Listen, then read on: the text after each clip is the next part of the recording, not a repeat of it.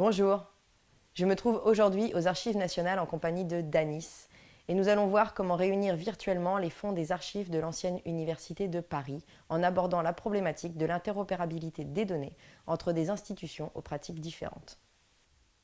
En effet, la première chose qu'un usager doit savoir, c'est que pour avoir accès aux documents d'un service d'archives ou d'une bibliothèque, il est nécessaire de les décrire de manière structurée. Et cette structuration n'a de sens que si elle respecte un principe d'arborescence. Nous utilisons l'XML dans le cadre du projet ORESM car au-delà d'être un standard international, il permet de réunir des données provenant de différents réservoirs et de différentes institutions.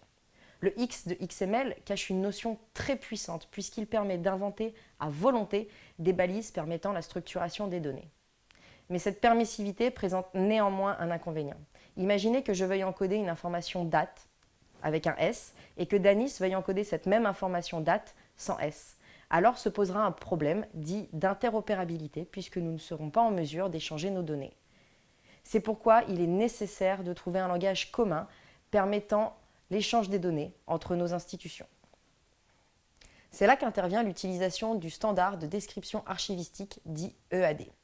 On parle de description archivistique lorsque l'on cherche à isoler toutes les informations nécessaires à la compréhension et à l'identification d'un document. Cote, analyse, sujet, producteur, historique de la conservation, etc. L'histoire de la conservation est un élément particulièrement intéressant pour le projet ORESM. Grâce à cela, on sait notamment que certaines archives autrefois conservées par la Faculté des Arts se sont retrouvées aux Archives nationales au moment des saisies révolutionnaires. Nous pouvons voir à l'écran une pièce d'archive sur laquelle figurent deux cotes, l'une correspondant au système utilisé par la Faculté des Arts à l'époque médiévale et moderne, l'autre correspondant au système de cotation actuel des Archives nationales. Le AD permet aussi de donner des informations complémentaires, comme des références bibliographiques, ou encore de mettre en relation des documents entre eux. Les données et métadonnées ainsi produites doivent être conservées dans la durée, c'est ce que l'on nomme le principe de pérennité des données. Venons-en maintenant à la mise à disposition de l'instrument de recherche. Une fois encodé au format EAD, celui-ci est mis en ligne via une interface de publication.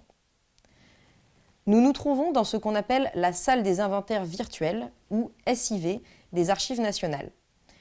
L'on peut y voir différents modes de recherche et de consultation possibles.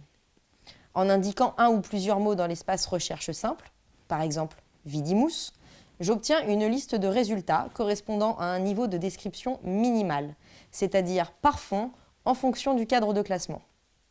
Mais je peux aussi afficher une description plus détaillée de la pièce en affichant son analyse précise.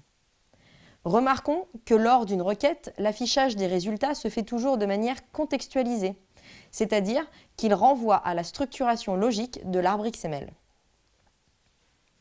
J'espère que cette courte vidéo vous a permis d'en savoir un peu plus sur les coulisses du projet ORESM. Pour toute information complémentaire, n'hésitez pas à vous rendre sur nos sites internet dont les liens s'affichent en description de la vidéo.